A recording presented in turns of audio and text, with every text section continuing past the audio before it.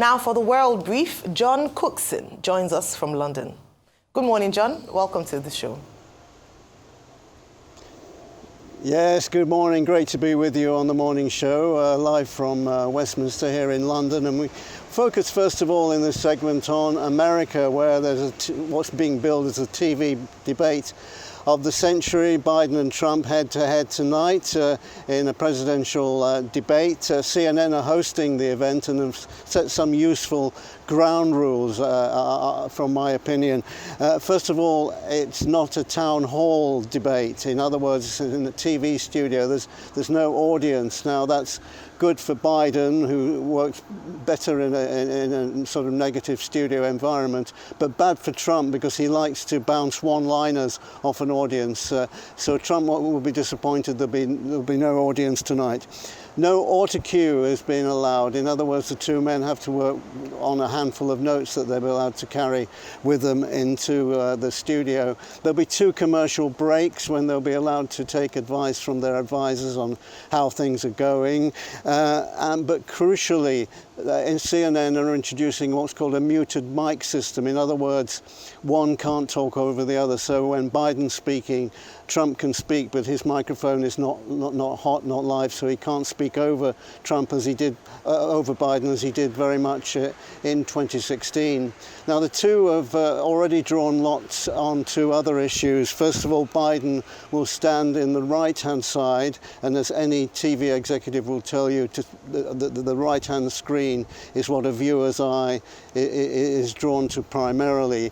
Trump gets the advantage because he goes last in summing up. So there's pluses and minuses to those rules for both candidates. What are we likely to hear? Well, Biden's obviously going to call Trump the equivalent of a crybaby who can't accept that he lost the last election. He'll also accuse Trump of soaking up to America's enemies like Putin and Kim Jong-un in North Korea.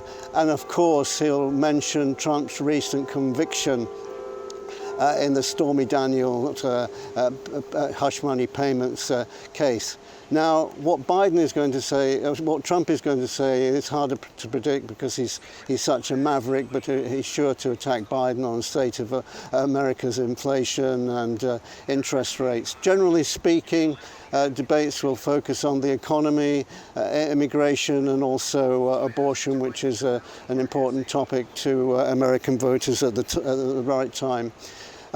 Now, who is going to emerge the winner? Hard to say. Biden has to convince an undecided American audience that he's not too old and too doddery for another 4 years in office.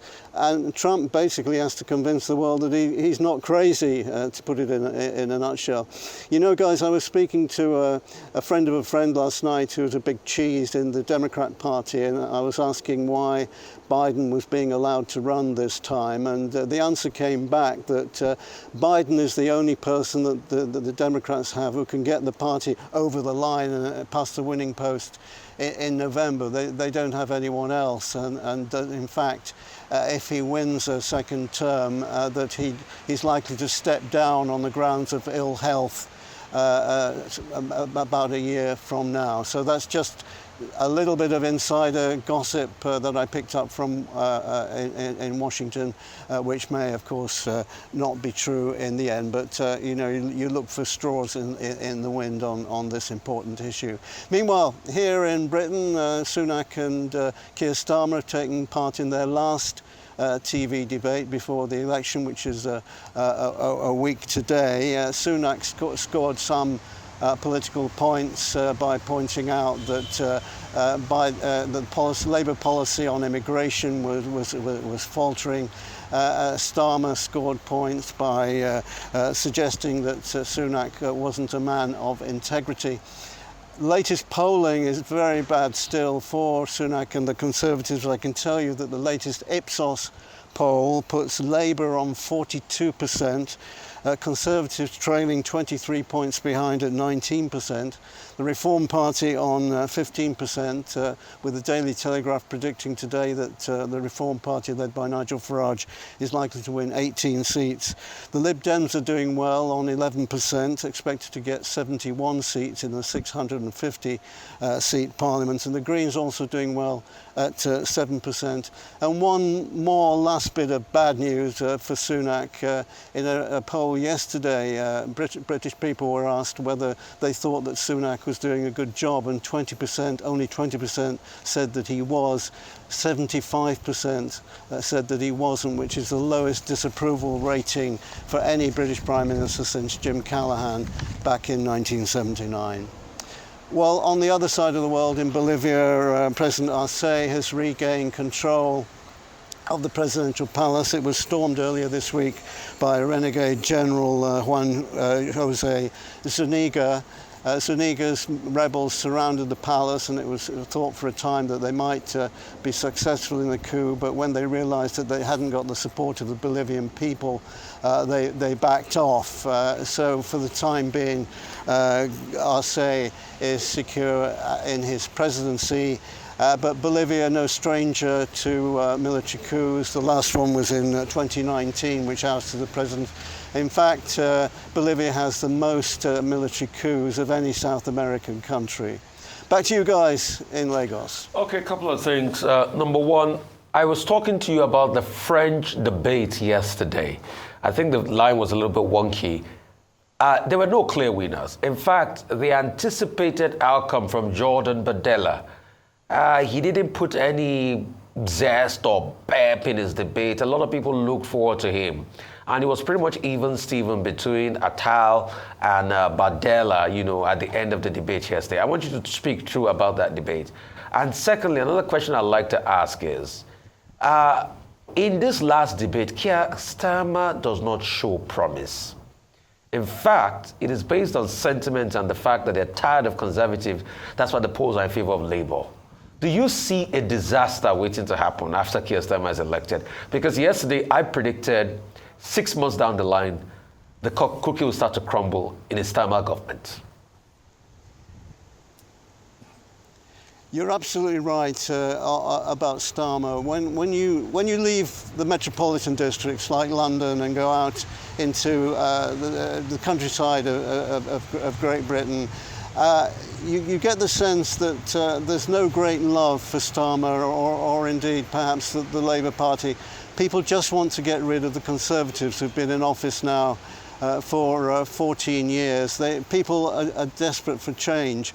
And there is possibly, as you allude to, a kind of naivety here. Will Labour mess up in the coming years? There's some prediction that if they win this time, they'll get 2 terms in office, which means there'll be a socialist government here for a generation. But the opinion polls don't lie to a huge extent, because they've been the same for weeks and weeks now. So it looks very much as if there will be a Labour government headed by Keir Starmer on July the 5th. Whether he makes a mess of it, we'll just have to wait and see. But the British people seem fairly convinced that he is, they may not like him too much, he's still the best man for the job. And I think that the poll that I mentioned just a few minutes ago, with the opinion polls saying that Sunak was doing an unsatisfactory job according to 75% of the population, that's a huge development. I mean, dissatisfaction with a Prime Minister to that extent cannot be overcome in a week. And Sunak comes across as being very likeable. He's obviously very, very bright.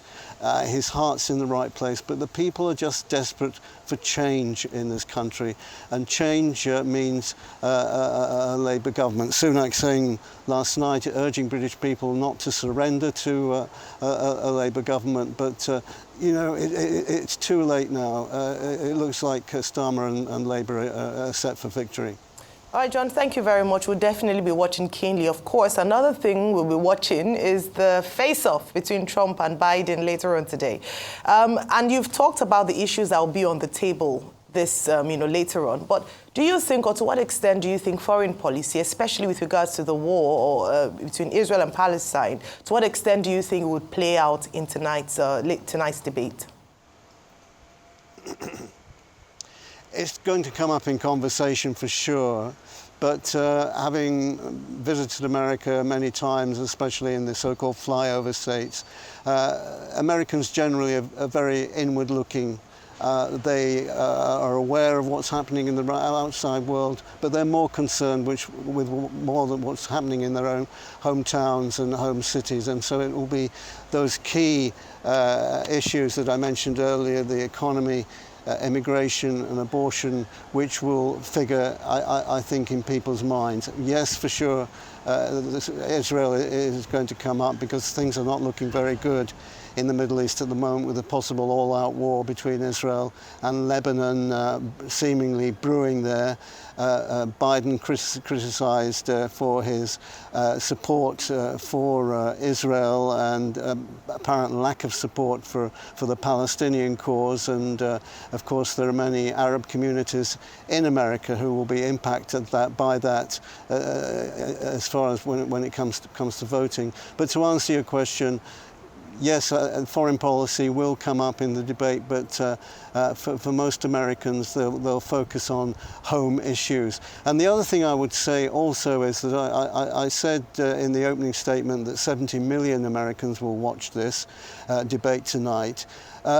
Millions more will pick up clips on social media. And that's a new and important development in 2024. We've never had this to such extent in presidential elections on TikTok and Facebook and other social media. So Americans will be fed clips, but I doubt it will be, if Israel, for example, and Gaza comes up in conversation, I doubt the majority of those clips will focus on that. Okay, I imagine that the issues will be economy, inflation, immigration, and then maybe foreign affairs will come up. Last time they met was October 22, 2020, and now they are back again in 2024, Biden versus Trump. But what should we expect in terms of the general atmosphere? Are we likely to see a President Trump who will be shouting at people, intimidating the moderators, or do you think that Trump will have changed? And then, of course, in the UK, Prime Minister Sunak, well, the polls, both Ipsos and YouGov, they give the impression that the Conservatives are headed for a historic defeat, not seen for a very long time in British politics. And Sunak is doing worse than Jeremy Corbyn did in 2019 and Johnson did in 2022. But is it any consolation to Prime Minister Sunak that, well, he's not doing as bad as Liz Truss, who had a rating of minus 70% at the end of her tenure, even if he's going to lose the election anyway? Can he console himself with that? I'm only picking up parts of your conversation. I'm really sorry. The line is not terribly good. And in fact, it's so bad that I'm going to say I can't really answer that question, because could you try and shorten that just slightly so I can pick up at least a bit of it? Okay, I mean, what should we expect in the debate in the US between Biden and Trump? Would President Trump behave as he did in 2020, shouting at people, bullying, and calling the co-debater names? And then can Sunak console himself that even if the party is headed for a historic defeat, in terms of his own approval rating, he could say, well, after all, he has done better than Liz Truss, who had a rating of minus 70%. On the first part of your question, I said that CNN had introduced this muted mic system, and I've seen it in operation. It's very, very clever. Even though the two men are only, 4 or 5 feet apart, if Trump tries to do that, and if his mic is muted, Biden's mic is very directional, and it won't pick up what Trump is saying. So Trump will be seen going like that, but you can't hear what he's saying. So he may try to shout over Biden, as he did, as you pointed out, but it won't be heard. It won't come across in the broadcast. The American technicians have been very clever in introducing this kind of system. As for immigration in this country, huge issue. The economy is number one on the doorstep. Immigration, number two. Immigration affecting all aspects of life in this country, changing whole communities in certain British cities and towns, meaning and also more people waiting for hospital appointments. 7.5 million people on a waiting list at the moment. Some of those migrants, of course. So something has to be done. Now, Keir Starmer clearly has in his mind to try to stem the flow of migrants across the Channel. They amount to hundreds every day, 12,000 so far this year, more than 100,000 across the Channel in recent years. And so something has to be done. And Starmer talks blithely about stopping the gangs, because these are the people who are behind this trade in getting immigrants across the Channel, making hundreds of thousands of dollars out of it. But for example, with the drugs trade, they haven't stopped the drug barons. So I and possibly the rest of the British people are very sceptical whether the Labour Party can, as they say, smash the gangs. It's too big an operation, too many millions of dollars are involved in this. What really needs to happen, and Sunak will say, is that a deterrent has to be in place to stop migrants wanting to come to this country in the first place, and of course there's the Rwanda policy in place. So that's a summary from here in London. Back to you guys. Thank you very much, John, for bringing us the update on the election scene across the world. Thank you.